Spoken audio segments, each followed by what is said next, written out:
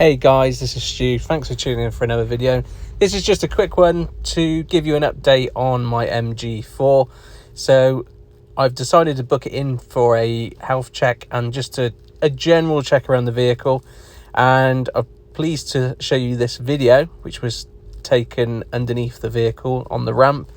And as you can see, it will need a under tray replacement.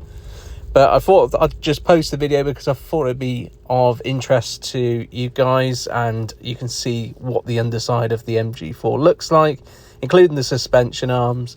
And the good news is there's no oil leaks, so straight replacement and we're good to go.